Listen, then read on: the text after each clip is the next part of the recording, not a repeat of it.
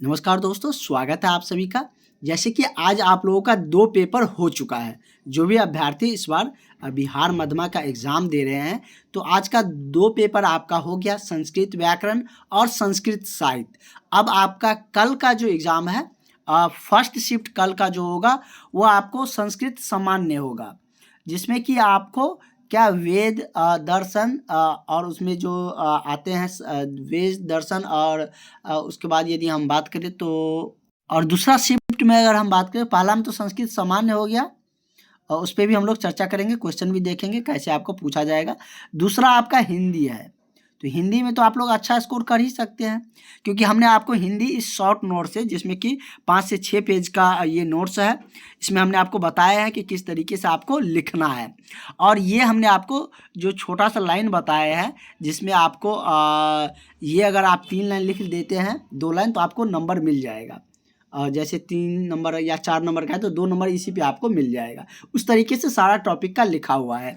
तो ये नोट्स आप सबके पास होंगे जो भी क्लास लिए हैं। जो नहीं लिए हैं वो सारे स्टूडेंट ये सारे नोट्स ले लीजिए। इस नंबर पर कॉन्टैक्ट करके 70 50 87 29 96 इस नंबर पर कॉल करके व्हाट्सअप करके जो बच रहे हैं, जो भी क्लासेज, जो भी आपका एग्ज़ाम बच रहे हैं, उसका नोट्स और उसमें कैसे आपको लिखना है, वो सारे कुछ आपको मिल जाएंगे। तो इस नंबर पर 70 50 87 29 96 इस नंबर पर कॉल करके व्हाट्सअप करके ये नोट्स आप लोग मंगा लीजिए।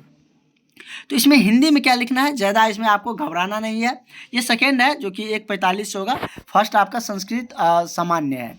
तो इसमें आपको जैसे हिंदी पूछेगा, तो हमने आपको क्लास में भी बताया है, ये नोट्स भी दे रखे हैं।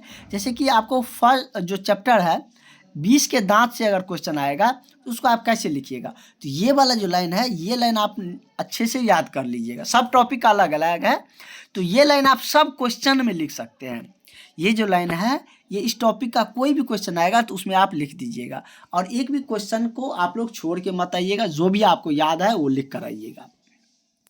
जैसे ये लाइन है कि प्रस्तुत प्रश्न 20 के दांत शीर्षक कहानी से संकलित है, और ये किसके द्वारा रचित है, तो नील बिलोचन शर्मा जी के द्वारा रचित है। अगर इतना लिखते हैं तो एग्जामिनर समझेगा कि नहीं, स्टूडेंट ने अच्छा से तैयारी किया है, इतने सारे जानकारियाँ कहानी के बारे में और लेखक के बारे में पता है। इससे आपका एग्ज़ाम में नंबर कटेगा नहीं, जब कॉपी का आपका चेक होंगे और अच्छा नंबर मिलेगा। उसके बाद जो प्रश्न जो कह रहा है कि सेन साहब ने खोखा में कैसी संभावना देखी, तो सेन साहब खोखा में बिजनेसमैन इंजीनियर होने की संभावना देखते थे। तो ये इसके बाद हम लोग प्रश्न का आंसर लिखेंगे। इस तरीके से इस चैप्टर का कोई भी आएगा तो वो जो ऊपर वाली लाइन है वो आपको लिखना ही लिखना है। उसके बाद उसी तरीके से दूसरा आपका चैप्टर है, दूसरा चैप्टर पे हम लोग देखते हैं। दूसरा चैप्टर का ये है मैक्स मूलर वाला, ये भी आप लोगों को मिल चुका है, पढ़ाया भी गया है। और इसके आगे है नाखून क्यों बढ़ते हैं, ये भी हमने आपको पढ़ा रखे हैं, नोट भी दे रखे हैं। जैसे इसमें पूछेगा तो इसमें क्या लिखेंगे, प्रस्तुत प्रश्न नाखून क्यों बढ़ते हैं शीर्षक ललित निबंध से संकलित है, हजारी प्रसाद द्विवेदी जी के द्वारा रचित है। यहाँ से ऑब्जेक्टिव भी पूछेगा कि नाखून क्यों बढ़ते हैं किसके द्वारा रचित है, ये कौन लिखा है, हजारी प्रसाद द्विवेदी, इसके द्वारा रचित है। इसके बाद इसकी जो क्वेश्चन में जो पूछ रहा है उसका आंसर हम लोग करेंगे। इसी तरीके से सारे जो भी चैप्टर का पूछा जाएगा उसका आप लोग आसानी से लिख सकते हैं। इस नोट्स में सारा कुछ बताया है, आगे का भी आपको सारा कुछ मिल जाएंगे। ये नोट्स आप लोग ले लीजिए जो अभी तक नहीं लिए हैं। सारे टॉपिक का जो भी आपका सब्जेक्ट बच रहे हैं वो सारे सब्जेक्ट का मिल जाएगा। बहुत सारे स्टूडेंट ने तो कल ही ले लिया है, फी तो अब बहुत ही कम ले रहा है। जो भी आपका प्रिंट आउट का, क्योंकि बहुत सारा टाइपिंग वाला है तो उतना ही लग रहे हैं, तो बहुत कम में आपको सारा नोट्स मिल जाएगा। संस्कृत सामान्य में कैसे लिखना है उसके बारे में भी हम लोग जान लेते हैं। तो ये आपका संस्कृत सामान्य रहेगा, जिसमें कि वेद दर्शन और ज्योतिष से पूछे जाएंगे। ज़्यादा आप लोग घबराइएगा नहीं, इसमें भी ज़्यादा हार्ड नहीं आता है। इसमें करना क्या है, जैसे ये प्रश्न सब बहुत अच्छा प्रश्न है, 23 में भी पूछा गया था, 24 में भी आया हुआ था, तो ये सब रिपीटेड क्वेश्चन है। तो ये सब आप लोग पढ़ के जाइएगा।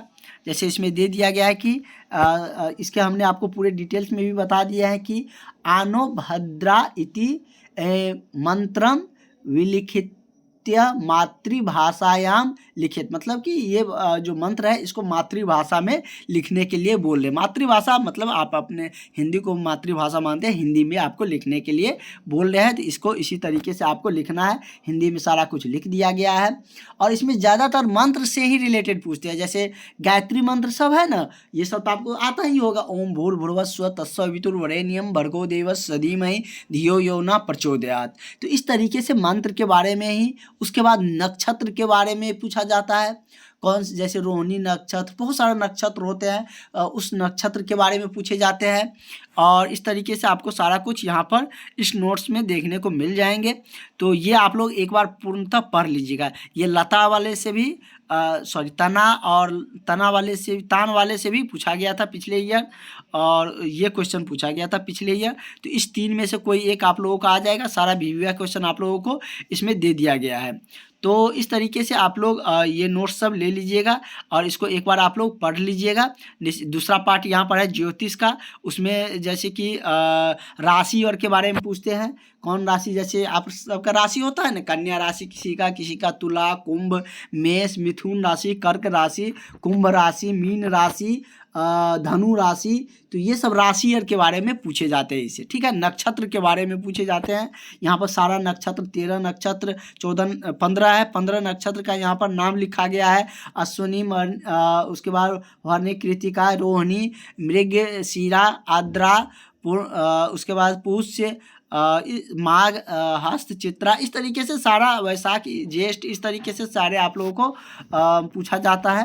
तो और सारे यहाँ पर चीज़ें यहाँ पर दिया गया है।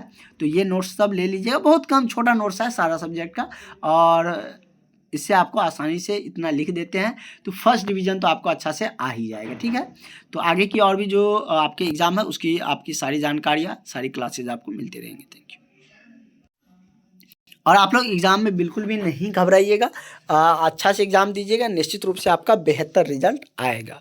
आगे की और भी इन्फॉर्मेशन आपको एग्ज़ाम के बाद सारी जानकारियाँ भी मिलते रहेंगे। इसके लिए चैनल को भी सब्सक्राइब करके रख लीजिए। क्लास में जुड़ जाते हैं तो आपको क्लास के ग्रुप में ही इन्फॉर्मेशन मिलते रहेंगे। Thank you.